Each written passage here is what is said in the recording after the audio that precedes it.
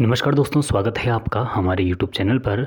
दोस्तों, आज इस वीडियो में हम उत्तराखंड एएनएम 2023 का जो पेपर पूछा गया था, उसमें जो साइंस के प्रश्न पूछे गए थे, तो उन प्रश्नों को आज हम इस वीडियो में सॉल्व करेंगे। देखिए, प्रीवियस ईयर क्वेश्चन आपके लिए महत्वपूर्ण हैं। इन क्वेश्चंस को आपको सॉल्व करके ये पता चल जाएगा कि किस प्रकार के प्रश्न पूछे जाते हैं, किन टॉपिक से ये क्वेश्चन पूछे जा रहे हैं, ये भी आपको पता चल जाएगा और उन टॉपिक्स को आप भी तैयार कर सकते हैं। हमारी इस YouTube चैनल में आपको एएनएम और जीएनएम से संबंधित mock test, previous year question paper मिल जाएंगे, तो आप उन वीडियोस को भी देख सकते हैं। तो चलिए दोस्तों, आज की वीडियो को हम शुरू करते हैं। देखिए, यहाँ पर पहला क्वेश्चन पूछा गया है कि कौन सा नियम सूर्य के चारों ओर ग्रहों की कक्षाओं को समझाता है। न्यूटन का नियम, फैराडे का नियम, केपलर का नियम या फिर किरचॉफ का नियम।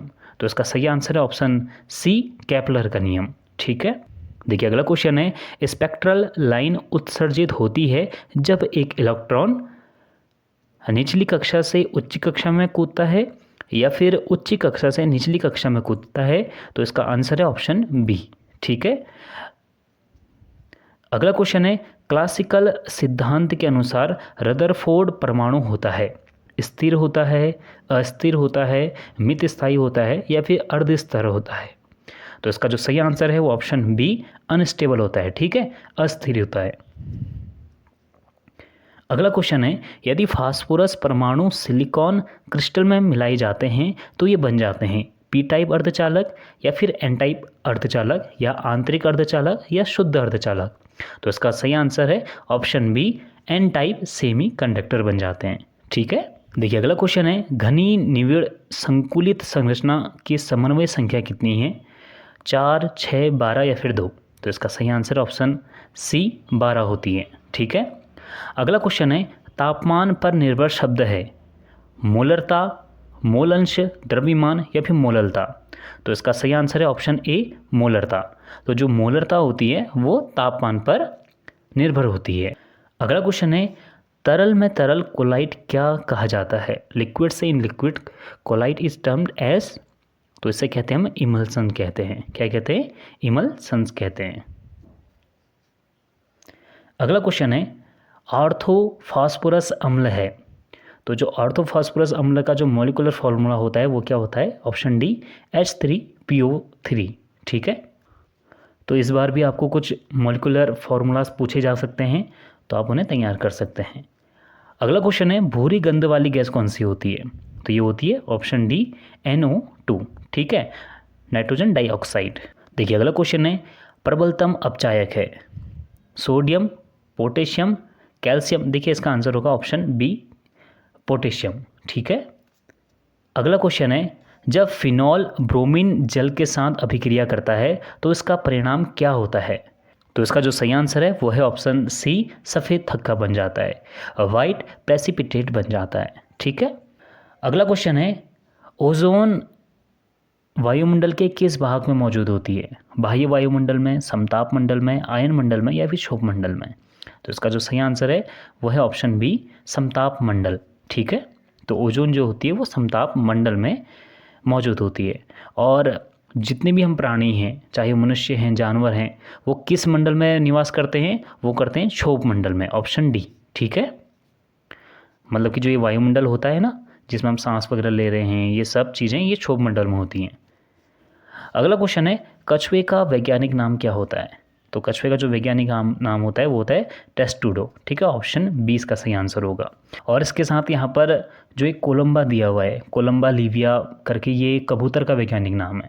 ठीक है, और जो ये कैमिलियन है, ये कैमिलियन गिरगिट का वैज्ञानिक नाम होता है। ठीक है, और यहाँ पर जो ये चिलोन दिया हुआ है, ये चिलोन होता है आपका प्लांट का एक वैज्ञानिक नाम होता है। अभी मुझे याद नहीं है प्लांट का नाम, लेकिन ये प्लांट का है। ठीक है, टेस्टुडो यहाँ पर होता है कछुए का वैज्ञानिक नाम। तो इस प्रकार से आप कुछ जानवरों के या फिर पौधों के वैज्ञानिक नाम भी पढ़ के ले जाना, इससे भी क्वेश्चन पूछे जाते हैं। ठीक है, अगला क्वेश्चन है, निम्नलिखित में से कौन सा सही नहीं है। ऑप्शन ए, रॉबर्ट ब्राउन ने कोशिका की खोज की। तो ऑप्शन ए ही गलत है, तो रॉबर्ट हुक ने की थी। ठीक है, किसने की थी कोशिका की खोज? रॉबर्ट हुक ने की थी। इसके बाद है स्लाइडेन और स्वान ने कोशिका सिद्धांत प्रतिपादित किया, बिल्कुल इन्होंने सेल थ्योरी दी थी, सही है। वर्चोव ने कहा कि कोशिका पूर्ववर्ती कोशिकाओं से बनती है, ये भी बिल्कुल सही है। और ऑप्शन डी है एक कोशिकी जीवन काल की सारी क्रियाएं एक कोशिका में कार्यान्वित करता है, ये भी बिल्कुल सही है। ठीक है, तो इसका जो सही आंसर होगा वो है ऑप्शन ए, रॉबर्ट ब्राउन ने कोशिका की खोज नहीं की थी, रॉबर्ट हुक ने की थी। ठीक है, मतलब इसका अर्थ है कि कोशिका, ऊतक, ठीक है, मतलब कि सेल, टिश्यूज़ आदि, इनमें से भी आपके क्वेश्चन पूछे जा रहे हैं, तो इन टॉपिक्स को भी आप तैयार कर लीजिएगा। ठीक है, अच्छे से प्रिपेयर कर लीजिएगा।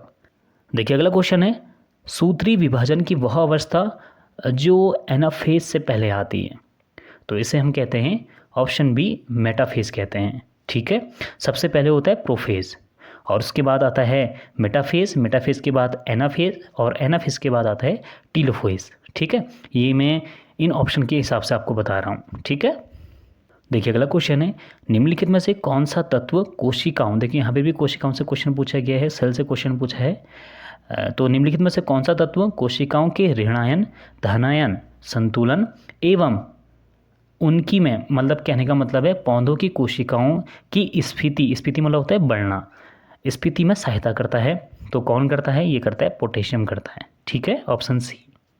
देखिए अगला क्वेश्चन है, सामान्य यकृत अग्नाशय वाहिनी किसके द्वारा संरक्षित होती है? तो किसके द्वारा होती है? ऑप्शन ए ओडी के स्फिंक्टर के द्वारा होती है। ठीक है, तो इसका मतलब है कि मनुष्य शरीर के अंगों के बारे में भी आपको पढ़ के जाना है। ठीक है, अगला क्वेश्चन है, औसतन एक स्वस्थ मनुष्य सांस लेता है 12 से 16 बार प्रति मिनट, 72 बार प्रति मिनट, 150 बार प्रति मिनट या फिर 50 बार प्रति मिनट। तो जो मनुष्य होता है वो सांस लेता है 1 मिनट में, जो स्वस्थ मनुष्य होगा वो लेगा 12 से 16 बार प्रति मिनट। ठीक है, और अगर कोई मनुष्य 12 से 25 के बीच में सांस ले रहा है तो वो नॉर्मल माना जाता है। ठीक है, 25 से ज़्यादा ले रहा है तो फिर वो श्वास दर नॉर्मल नहीं मानी जाती। ठीक है, तो यहाँ पर सही आंसर है ऑप्शन ए 12 से 16 बार प्रति मिनट। अगला क्वेश्चन है, निम्नलिखित में से कौन सा जोड़ किसी भी गति की अनुमति नहीं देता? तो रिश्तेदार जोड़, तो उसका आंसर ऑप्शन ए। ठीक है, इसे हम इंग्लिश में फाइब्रिस जॉइंट कहते हैं, ये मुख्य रूप से हमारे मस्तिष्क में पाई जाती है। तो जो ये जोड़ होता है, ये जॉइंट होता है, ये किसी भी प्रकार की गति की अनुमति नहीं देता। और इसके बाद जो इसमें ऑप्शन बी है कार्टिलाजिनस जोड़, तो जो कार्टिलाजिनस जोड़ होता है, ये जो ये सीमित गति होती हैं तो उनकी अनुमति जो देता है वो होता है कार्टिलाजिनस जोड़ कहते हैं। ठीक है, ये भी आप याद रखना। देखिए अगला क्वेश्चन है, वसारक्ति दृष्टिपटल का व्युत्पन्न है। देखिए हिंदी में बहुत अटपटा है, तो जो रेटिनॉल होता है वो किस विटामिन की कमी से होता है? सिंपल से क्वेश्चन यहाँ पर घुमा के पूछा है, तो इसका सही आंसर है ऑप्शन सी विटामिन ए की कमी से। ठीक है, तो विटामिन ए का जो वैज्ञानिक नाम होता है वैसे भी वो रेटिनॉल ही होता है, आपको याद ही होगा। विटामिन सी का होता है एस्कॉर्बिक अम्ल, विटामिन के का होता है नेफ्थेक्विनॉन, इन्हें आप याद कर लीजिएगा, पूछा जाता है विटामिन से क्वेश्चन। ठीक है, और विटामिन B1 की बात करें तो B1 का जो वैज्ञानिक नाम होता है वो होता है थाइमीन, और B2 की बात करें तो विटामिन B2 का वैज्ञानिक नाम होता है राइबोफ्लेविन होता है। ठीक है, आप इसे याद कर लीजिएगा, पेपर में पूछे जाते हैं। इसके अलावा विटामिन B6 से भी पूछा जाता है, विटामिन B6 का वैज्ञानिक जो नाम है वो है पायरिडॉक्सिन, इसे आप याद कर लीजिएगा, पेपर में पूछा जाता है। ठीक है, इसके अलावा विटामिन B12 से भी क्वेश्चन पूछ लिया जाता है कि विटामिन B12 का वैज्ञानिक नाम क्या है? तो वो विटामिन B12 का वैज्ञानिक नाम है साइनोकोबालामिन। ठीक है, इसे याद कर लीजिएगा, अक्सर पूछा जाता है। एक बार प्रश्न ये भी पूछा था कि विटामिन B12 में कौन सा तत्व पाया जाता है? तो आप कोबाल्ट याद रखना। ठीक है, साइनोकोबालामिन आ रहा है ना जो बीच में कोबाल, तो कोबाल्ट आप याद रखना। ठीक है, इसके अलावा विटामिन डी का नाम भी अक्सर पूछा गया है, तो विटामिन डी का वैज्ञानिक नाम होता है कैल्सीफेरॉल। ठीक है, और इसके अलावा विटामिन ई से भी पूछा जाता है, विटामिन ई का वैज्ञानिक नाम है टोकोफेरॉल। ठीक है, तो आप विटामिन के वैज्ञानिक नाम जरूर पढ़ के ले जाइएगा, एक क्वेश्चन इससे पूछा जाता है। ठीक है, इसके बाद अगले प्रश्न पर चलते हैं। अगला प्रश्न है, निम्नलिखित में से कौन सी परत मासिक धर्म चक्र के कारण चक्रीय परिवर्तन से गुजरती है? तो इसका जो सही आंसर है वो है ऑप्शन डी अंतर्गर्भाशयी कला, एंडोमेट्रियम कहते हैं इसे इंग्लिश में। तो ये जो लेयर होती है ये यूट्रस की सबसे इनर लेयर मानी जाती है। ठीक है, तो इसका जो सही आंसर है वो है ऑप्शन डी, एंडोमेट्रियम। ठीक है, तो दोस्तों ये थे साइंस से पूछे गए कुछ 20-21 प्रश्न। तो किस प्रकार के प्रश्न हैं आप कमेंट बॉक्स में ज़रूर बताइएगा, और जिस प्रकार से क्वेश्चन पूछे गए हैं, जिन टॉपिक से क्वेश्चन पूछे गए हैं, इन टॉपिक को आप ज़रूर तैयार कर लीजिएगा, प्रिपेयर कर लीजिएगा। ठीक है, और साथ में मैंने नीचे डिस्क्रिप्शन बॉक्स में हमारे टेलीग्राम ग्रुप और व्हाट्सएप ग्रुप का लिंक भी दिया हुआ है, आप हमारे ग्रुप्स को भी ज्वाइन कर सकते हैं। और आपकी कोई भी क्वेरी हो, कोई भी क्वेश्चन हो, आप नीचे कमेंट बॉक्स में पूछ लीजिएगा, और साथ में आप ग्रुप को ज्वाइन करके भी आप मुझसे यहाँ पर्सनली पूछ सकते हैं। ठीक है, तो चलिए दोस्तों, आज के लिए बस इतना ही। मिलते हैं अगली वीडियो में। हमसे जुड़ने के लिए थैंक यू सो मच।